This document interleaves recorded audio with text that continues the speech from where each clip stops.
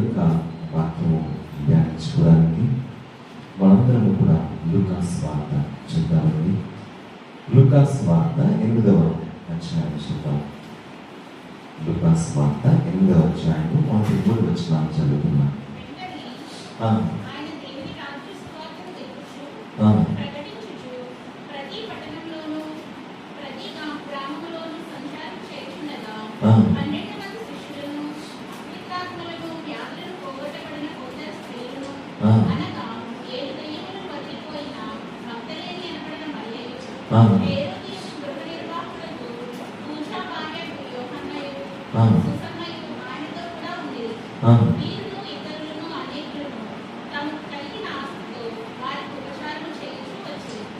చాలండి. చదవబడిన వాక్య భాగము లూకాసు వార్త 8వ అధ్యాయం 3 వచనాలను చూసినట్టుగా యేసుక్రీస్తు వారు ఆయన సువార్త చెప్తూ అనేక ప్రాంతాలని ఆయన సంచరించుండగా అనేక మంది ఆయన యొక్క సువార్త ద్వారా రక్షించబడ్డారు. ఆ రీతిగా మనం చూస్తే ఎన్నో మంది వారి జీవితాల్లో ఆత్మీయంగాను భౌతికంగా కొంత స్వస్థతని పొందుతున్నారు. దేవునికి స్తోత్రం. హల్లెలూయా. అనారోగ్య పరిస్థితులు అవ్వచ్చు, బంధకాలు అవ్వచ్చు, అపవాదం చేసిన బంధకాలు అవ్వచ్చు, వారి శ్రమలు అవ్వచ్చు, అన్నింటిలోంచి వారు విడిపించబడ్డారండి. అయితే ఈ లెంట్ కాలంలో నేను మీకు ఒక్కొక్క రోజు ఒక్కొక్క ప్రత్యేకమైన సంఘటన లేక వ్యక్తులు బైబిల్లో ఉన్న వారి గురించి ప్రత్యేకంగా తీసి వివరిస్తున్నాను. ఈరోజు యేసుక్రీస్తు వారి సువార్త పరిచయంలో ఆయన మాట ద్వారా, ఆయన కార్యం ద్వారా దర్శించబడిన 2 స్త్రీలు యోహన్నాయు సూసన్నాయు గురించి నేను మీతో చెప్పాలనుకుంటున్నాను. కాబట్టి లూకాసు వార్త 8వ అధ్యాయం 3 వచనాల్లో దీని గురించి చెప్పబడింది. వారి పేర్లు ఏంటండి? యోహన్నా, సూసన్న. ఇంగ్లీష్లో జోహన్నా, సూసన్న. ఇంగ్లీష్లో తెలుగులో కూడా సేమ్ పలకడం. ఏదైనప్పటికీ మొట్టమొదటిగా మనము యోహన్నా గురించి మనము చూద్దాం. యోహన్నా అనే మాటకి అర్థం ఏంటంటే నా దేవుడు దయాళుడు. ఏంటండి? నా దేవుడు దయాళుడు. The meaning of Johanna is my God is merciful God. అయితే ఈమె గురించి చూడడం చక్కగా రాశారు ఇక్కడ. మరి హెరోదియ గృహ నిర్వాహకుడు కూర్చా భార్యకు యోహన్నాయు అనే మాట ఇక్కడ మనం చూస్తున్నాం. ఆ కాలంలో ఎలా ఉండేదంటే రోమా కాలంలో మరి ఇజ్రాయెల్ దేశాన్ని ఈ రోమా రాజులే పాలించేవారు. హెరోదు, అగస్టస్ వీళ్ళందరూ. అయితే హెరోదు గృహంలో మరి అతని కింద అధికారులు ఉంటారండి. అయితే ప్రధాన అధికారి ఒక వ్యక్తి ఉంటూ ఉండేవాడు. అతనినే గృహ నిర్వాహకుడు అని పిలిచేవారు. ఈరోజు చూడండి, గవర్నర్ గారు అనుకోండి మన స్టేట్కి, ఆ ఇంట్లో ఒక మెయిన్ అధికారి ఉంటాడు. ఆ అధికారే గృహ నిర్వాహకుడు. అంటే ఆయన A to Z అన్ని పనులు చూసుకుంటాడు. మొక్కలకి నీరేయడం దగ్గర నుంచి కార్ అంతా రెడీగా ఉందా లేదా, సార్ వచ్చిన ఇంట్లో అన్ని చక్కగా ఏర్పాటని అన్ని చూసుకుంటాడు. సార్ షెడ్యూల్స్ అన్ని ఏర్పాటు చేస్తాడు. అయితే చాలా ఉన్నతమైన స్థాయి అధికారము కంపెనీ. అయితే అతని పేరు ఏంటండి? కూజా. అతని భార్యయే యోహన్నా. అయితే సాధారణంగా మీరు ఆలోచిస్తే ఈ హెరోదు రాజు కానీ వేరే ఏ రోమా రాజు అయినా, పిలాత్ అయినా, సీజర్ అయినా, కైసర్ అయినా ఎవరికి కూడా యేసుక్రీస్తు వారి నమ్మకము ఉండేది కాదు. ఎందుకంటే వారి యొక్క రాజ అధికారాన్ని బట్టి యేసుక్రీస్తు వారు మామూలుగా ఏదో చెప్తున్నారు మాటలు అని మాత్రమే ఆయన గురించి అనుకునేవారు. మేమే అధికారులు, రాజులకు రాజులు మేమే అని తలంచుకునేవారు. అయితే అటువంటి గృహంలోనే మరి ఆ అధికారి భార్యగా ఉన్న యోహన్నా యేసుక్రీస్తు వారి యొక్క సువార్త ద్వారా ప్రేరేపించబడ్డారు. దేవునికి స్తోత్రం. హల్లెలూయా. ఏ గృహంలో అయితే ఇది అసాధ్యము అని అనుకున్నారో అటువంటి గృహంలోనే దేవుడు కార్యాన్ని సఫలం చేశారు. అందుకనే దేవుడు తాను అనుకుంటే, ఆయన నిర్ణయిస్తే ఎక్కడైనా సరే ఆయన మార్పుని కలుగు చేయగలరు. ఆయన అసాధ్యమైనది ఏది లేదండి. అందుకనే ఏ విషయాన్నైనా, ఏ పర్సన్, ఏ వ్యక్తినైనా దేవుడు తనకు అనుకూలంగా మార్చుకుంటారు. అయితే ఒకటి మాత్రం సత్యం, అదేంటంటే దేవుని వాక్యం ఎవరినైతే తాకుతుందో వారు కూడా వారి వైపు నుంచి ఆసక్తి కలిగి దేవుని వాక్యాన్ని గ్రహిస్తారో గ్యారంటీగా వారి జీవితాల్లో మార్పు కలుగుతుంది. దేవునికి స్తోత్రం, హల్లెలూయా. ఎంతసేపు అప్పటి వరకు హెరోదింట్లో రాజధికారం కలిగిన ఆలోచనలతోనే అందరూ ఆలోచించేవారు. కానీ ఈమెకి యేసుక్రీస్తు వారిని పరిచయం చేశారు. యేసుక్రీస్తు వారిని వెంబడించిన శిష్యులు ఈమెకు యేసుక్రీస్తు వారిని పరిచయం చేశారు. అమ్మ, యేసుక్రీస్తు వారు ఉన్నారు ఈ లోకంలో, ఆయన మన కొరకు వచ్చారు, ఆయన మన దగ్గరికి వచ్చారు, మనందరూ రక్షించడానికి వచ్చారమ్మా అని చక్కగా స్వార్థని ప్రకటించారండి. అది చెప్పగా ఈమె ఎందుకో దీంట్లో ఏదో ప్రత్యేకమైన విషయం ఉందని గ్రహించి ఒక రోజున యేసుక్రీస్తు వారు చెప్పే మీటింగ్కి ఆమె వెళ్ళడం జరిగింది. ఆ రీతిగా యేసుక్రీస్తు వారి సువార్త, ఎంతో ఘనమైన సువార్త, దీనులైన వారు ధన్యులు, పరలోక రాజ్యము వారిని, హృదయ శుద్ధి గల వారు ధన్యులు, వారు దేవుని చూచెదరు అనే మాటలు యేసుక్రీస్తు వారు చెప్పినప్పుడు ఈ మాటలు ఆమె చాలా బలంగా తాకాయండి. అయ్యో, నేను ఎక్కడప్పుడేటువంటి మాటలు వినలేదు, ఇటువంటి సువార్త నేను వినలేదు, నా హృదయాన్ని తాకాయి అని ఆమె గ్రహించారు. దేవునికి స్తోత్రం, హల్లెలూయా. అందుకనే అలాగే దేవుని వాక్కు అనేక మంది జీవితాల్లో అనేక విధాలుగా ప్రేరేపిస్తుందండి. అలా వినగా ఆమె హృదయము మార్చబడింది. అందుకనే దేవుడు ఏమంటారంటే, ఎవరైతే మరి ఆసక్తితో వారి చెవులను దేవుని స్వార్థిస్తారో ఆ చెవులు ధన్యమైనవంట. ఎందుకంటే దేవుడు ఏం చెప్పారు, ఇంటి వలన శ్వాసం కలుగు. అది దేవుని యొక్క విషయముల గురించిన విషయాలు. దేవునికి స్తోత్రం, హల్లెలూయా. దేవుని కార్యాల గురించిన ఆ యొక్క వాక్యములు, విషయాలు. దేవునికి స్తోత్రం, హల్లెలూయా. కాబట్టి ఆ రీతిగా ఇంటి వలన ఆమె విశ్వాసము పొందుతుందండి.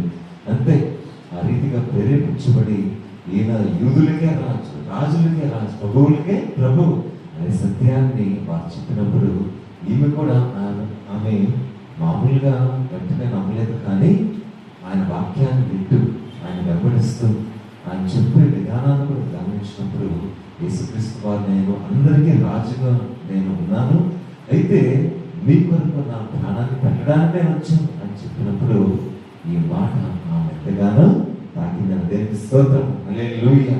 ఆ రీతిగా ఆమె యొక్క రక్షణని పొందుతుందండి.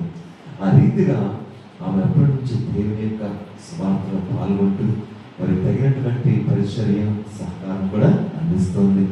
అందుకనే తనకున్న సామర్థ్యములు చక్కగా దేవుని పరిచర్యకు కూడా సహకరించింది. అందుకనే ఆమె ద్వారా ఇంకా అనేక మంది ప్రేరేపించబడ్డారు. అందుకని దేవుని కోసం, ఆయన పరిచర్య కోసం మనము కూడా మన జీవితాల్లో ఆసక్తి కలిగి ముందుకు రావాలి.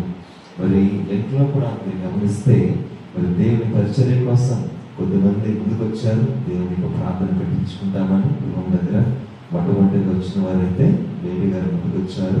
తర్వాత మరొకరు కూడా చెప్పారు ప్రార్థన పెట్టించుకుంటామని. అయితే అలాగా మీరందరూ కూడా ప్రేరేపించబడి పెట్టుకున్నట్లయితే దేవుని పరిచర్యకు మీరు కూడా చక్కటి సహకారము అందించినట్లే. ఒకవేళ మీకు గృహం దగ్గర పరిస్థితులు అనుకూలంగా లేకపోతే మీ కుటుంబం తరఫున చర్చిలో పెట్టుకోండి, చర్చిలో పెట్టుకోవచ్చు. చక్కగా అందరూ వస్తారు, ఇక్కడ కూడా ప్రార్థన జరిపించుకోవచ్చు. కాబట్టి 40 రోజుల్లో ఒక రోజు ప్రార్థన పెట్టించుకోవడం మీ కుటుంబం వారిని ఎంత ధన్యతండి. అయితే అది మీ ఇష్టము. అయితే పరిచారకులుగా మరి వాక్యానుసారంగా తెలియజేస్తున్నాం. దేవుని సంఘం అదే రీతిగా మనం చూస్తే మన భారతదేశంలో కూడా మరి దేవుని సువార్త, దేవుని శిలువ యొక్క రక్షణ కూడా మనం గమనిస్తే మరి ఇదే రీతిగా అనేకమైన చోట్ల అటు సంఘంలోనూ బయట వాక్యాలు ప్రకటించడం ద్వారా అనేక మంది రక్షించబడ్డారు. దేవునికి స్తోత్రం, హల్లెలూయా. అందుకనే మన ఇండియాలో, మన ఆంధ్రప్రదేశ్కి తమిళనాడుకి ఉన్న బార్డర్లో మరి ఒక దేవుని యొక్క సేవకులు ఉంటూ ఉండేవారు. ఆయన పేరు బర్తలోమియో. పేరేంటండి? బర్తలోమియో. ఆయన మరి ఆ బార్డర్లో, ఆంధ్రాకి తమిళనాడుకి ఉన్న బార్డర్లు ఇదే రీతిగా అనుదినము మరి స్వార్థని ప్రకటించేవారు. ఆయన 365 రోజులు మరి అనేకమైన ప్రాంతాలకి, మరి ట్రాంకబార్ అనే ప్రాంతం తమిళనాడులో ఉంది. అక్కడ ప్రాంతంలో ప్రతిరోజు ఏదో ఒక వీధిలో రోజుకి ఒక గంట స్వార్థని చెప్పేవారంట. కొన్ని మంది గృహాలకు ఆహ్వానించిన గృహాల దగ్గర కూడా వెళ్ళి స్వార్థ ప్రకటించేవారు. అలాంటి దేవునికి శిలువ స్వార్థ అనేక మంది గ్రహించి వారి జీవితాలని దేవునికి సమర్పించుకున్నారు. దేవునికి స్తోత్రం, హల్లెలూయా. అసలు తమిళనాడు రాష్ట్రంలో దేవుని నమ్ముకోవడం అంటే చాలా కష్టమండి. అయితే అటువంటి రాష్ట్రం అనేక మంది దేవుని రాజ్యంలో చేరారు. దేవునికి మహిమ కలుగును గాక. కాబట్టి అదే రీతిగా మరి యోహన్న కూడా ఉన్నతమైనటువంటి సాక్ష్యము ఆ రాజగృహంలోనే ఆమె ప్రకటించినప్పుడు ఇంకా అనేక మంది రాజధికారులు కూడా మారు మనసు పొందారంటండి. అది యోహన్న యొక్క జీవితం. నెక్స్ట్ సుసన్న దగ్గరికి వస్తాం. రెండో పేరు ఏంటంటే సుసన్న. మరి సుసన్న అనగా అర్థం ఏంటంటే లిల్లీ, పుష్పము. అంటే పుష్పము వంటిది అనేది అర్థము, మంచి పరిమళము ఇచ్చేదని. అయితే ఈ సుసన్న అనే స్త్రీ కూడా ఇద్దరు కూడా మరి యవన వయసులోనే దేవుడికి వారి జీవితాన్ని సమర్పించుకున్నారు. సుసన్న కూడా మరి ఆమె అయితే రాజగృహంలో పుట్టలేదు, అక్కడ పనిచేయలేదు, కానీ మరి సామాన్యమైన స్త్రీగానే మరి ఆమె గ్రామంలో జీవిస్తూ ఉండేది యెరూషలేములో. అయితే యేసుక్రీస్తు వారి స్వార్థ విన్న తర్వాత ఆమె ఏమంటుందంటే, నా పేరు ఈ పుష్పం వంటిది కదా, ఆ లిల్లీ పుష్పం ఎలాగైతే మంచి పరిమళాన్ని ఇస్తానో ఈ స్వార్థ అనే పరిమళాన్ని అనేక మందికి నేను ఎదుర్చల్లాలి అని నిర్ణయించుకుందండి. దేవునికి మహిమ కలుగును గాక. క్రీస్తు వారికి స్వార్థను అంగీకరించి ఆయన సత్యాన్ని గ్రహించి అనేక మందికి ఈ పరిమళాన్ని నేను శ్వాసని అందచేయాలని అనేక గ్రామాలకి కాళ్ళ నడక మీద, అలాగని కాళ్ళ నడక మీద చక్కగా తిరిగి నన్ను రక్షించిన దేవుడు, గొప్ప దేవుడు తన కుమారుని యేసుక్రీస్తు వారు నా కొరకు పంపించారు. నా కొరకు ప్రాణ త్యాగాన్ని చేయడానికి సిద్ధపడుతున్నారు ఆయన. అయితే ఆయన సర్వమును వదిలిపెట్టి నా కొరకు సమస్తమును సమర్పించాలని చెప్పిందంట. ఒక మాటలో చెప్పాలంటే నా కొరకు యేసుక్రీస్తు వారు 0 అయిపోయారు. ఎందుకంటే నన్ను 100గా చేయడానికి ఆయన 0 అయిపోయారు, సమస్తము సమర్పించాలని ఎంతగానో అనేక మంది సాక్ష్యాన్ని చెప్పిందంట. అవును, ఆయన మన కోసం 0గా అయిపోయి సమస్తము దారిపోసి మనల్ని సంపూర్ణంగా 100% చేయడానికి దేవుడు ఈ గొప్ప కార్యాన్ని చేపట్టారని దేవునికి స్తోత్రం కలుగును గాక. హల్లెలూయా. కాబట్టి దేవుని సంగమం ఆ రీతిగా సుసన్న కూడా అనేక చోట్ల మరి కపెర్నహూము, గలిలీ ఆ రీతిగా అనేక ప్రాంతాల్లో ఆమె ఎడతెగక ప్రతిరోజు దేవుడి గురించిన మరి సాక్ష్యాన్ని ఆమె ప్రకటించిందండి. ఏం ప్రకటించిందండి? సాక్ష్యాన్ని ప్రకటించింది. ఆ సాక్ష్యం ద్వారా అనేక మంది దేవుని గురించి తెలుసుకున్నారు. ఆ రీతిగా అనేక మంది దేవునిలో బలపడ్డారండి. కాబట్టి మన జీవితాల్లో మరి మన జీవితం ద్వారా కూడా అనేక మందికి అటువంటి ప్రేరేపణ మనము కలిగించవచ్చు. కాబట్టి దేవుడు మనందరినీ కూడా అదే రీతిగా యోహన్నలాగా సుసన్నలాగా దేవుడు ఎన్నుకున్నారండి.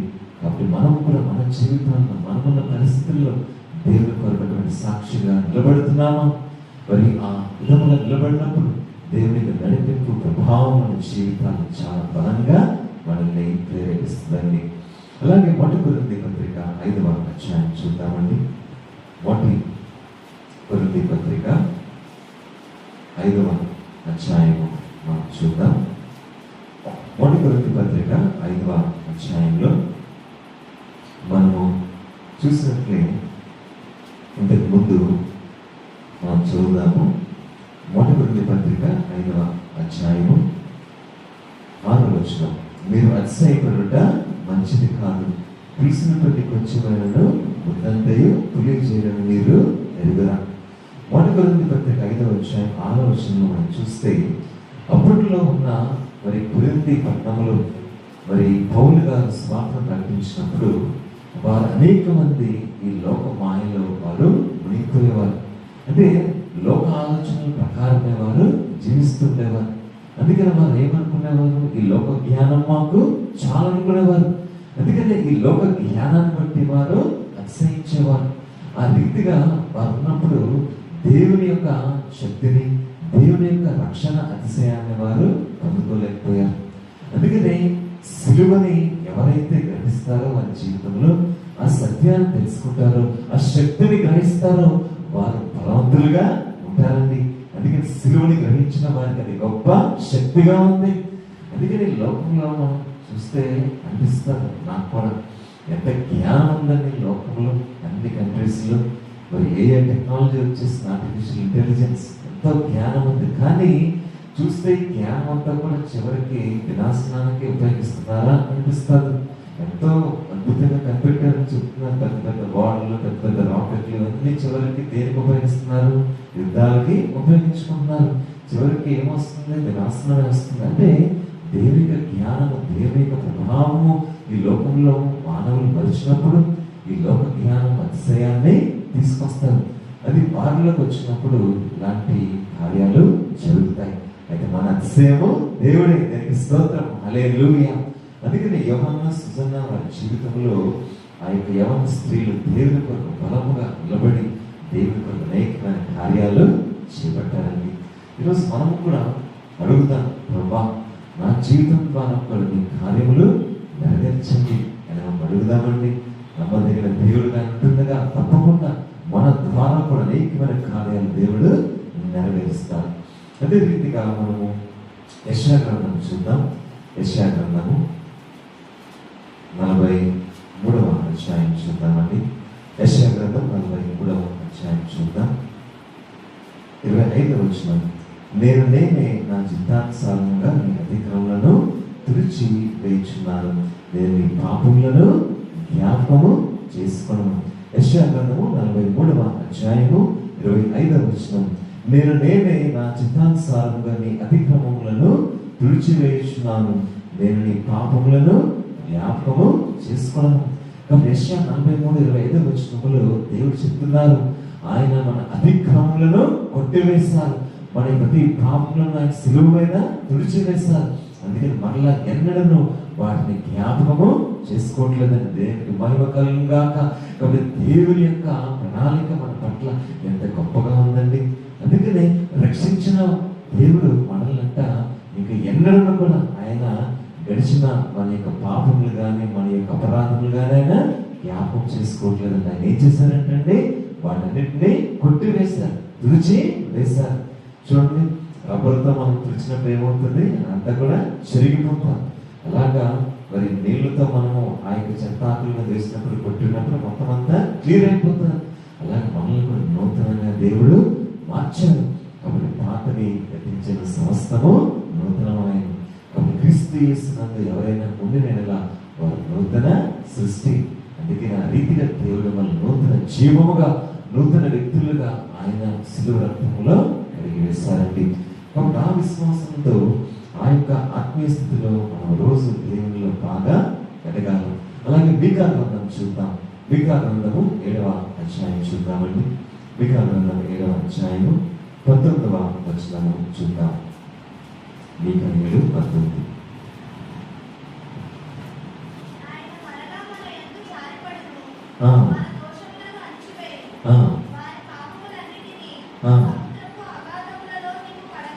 చూసారండి, మీకా 7:19లో ఆయన మరలా మన యందు జాలిపడును, మన దోషములను అణచివేయును, వారి పాపములన్నిటినీ సముద్రపు అగాధములలో నీకు పడవేయదు.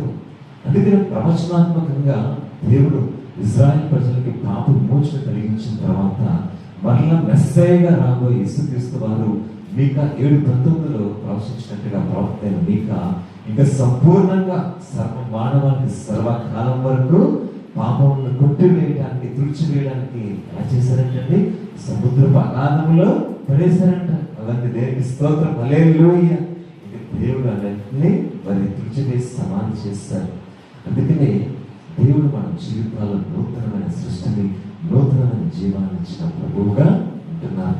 అందుకని ఆ కల్వరి వెలుగులో మన దేవుడు చూసినప్పుడు మనకంతా నూతన జీవమే. మీరు ఎప్పుడైనా విలియం టిండేల్ అనే పేరు విన్నారండి? విలియం టిండేల్ అనే పేరు విన్నారా? ఎప్పుడైనా వెళ్ళలేదు. విలియం టిండేల్ అనే వ్యక్తి దేవుని భక్తులు. ఇంగ్లాండ్ దేశంలో, జర్మనీ దేశంలో దేవుని భక్తులుగా ఉంటున్నారు. అయితే చేసిన గొప్ప కార్యం ఏంటంటే అండి, ఆయన మారుమనసు పొంది దేవుని యొక్క సేవ చేయడానికి నిర్ణయించుకున్నారు. అయితే అప్పుడు ఏం చేశారంటే ప్రభువుని అడిగినప్పుడు, ప్రభా నేనేం చేయాలి, ఎలా చేయాలి నీ సేవ అంటే దేవుడు ఏమి చిత్తాన్ని బయలుపరిచారంటే ఆయన జీవితంలో నీకు ఎలాగో మంచి జ్ఞానం ఉంది అంటే బాగా వెల్ ఎడ్యుకేటెడ్ అనమాట, మంచి జ్ఞానం సంపాదించుకున్న వ్యక్తి, బాగా చదువుకున్నాను. అప్పట్లోనే మంచి మరి పోస్ట్ గ్రాడ్యుయేషన్ చేశారు 100 ఏళ్ల క్రితం.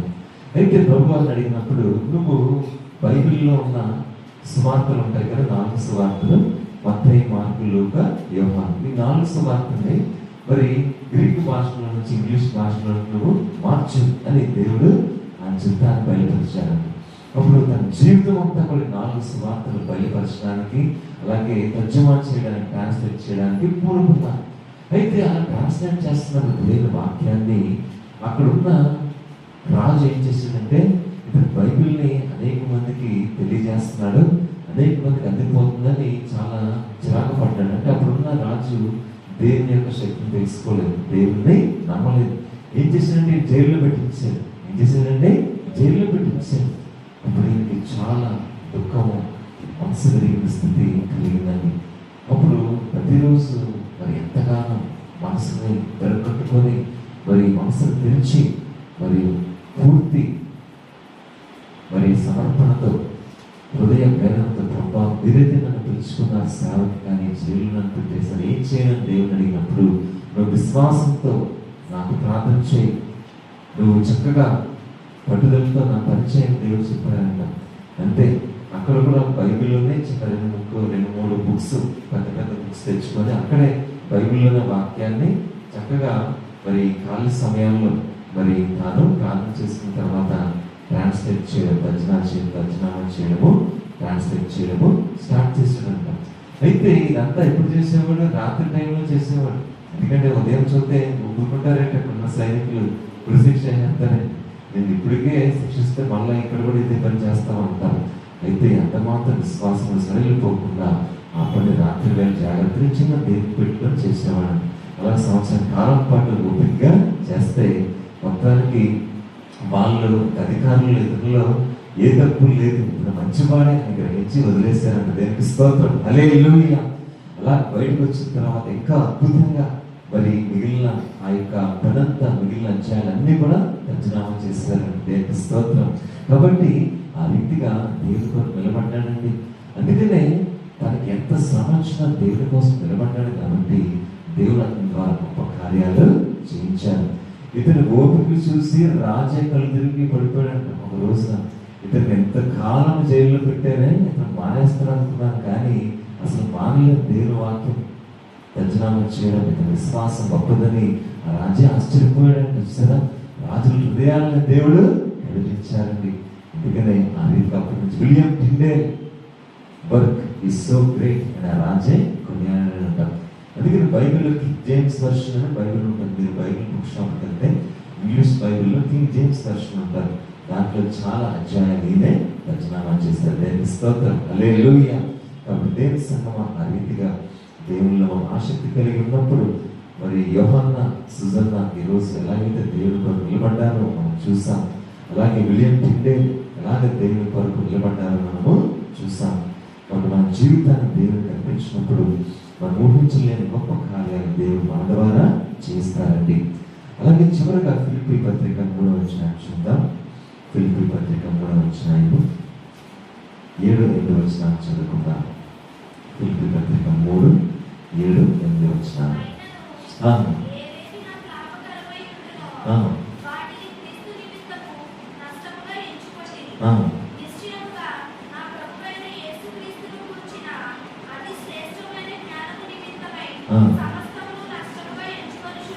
చూసారండి, ఫిలిప్పీ పత్రిక 3వ అధ్యాయం 7-8 వచనాల్లో, అయినను ఏదైనా నాకు లాభకరమై ఉండెనో వాటిని క్రీస్తు నిమిత్తం నష్టముగా ఎంచుకుంటుంది.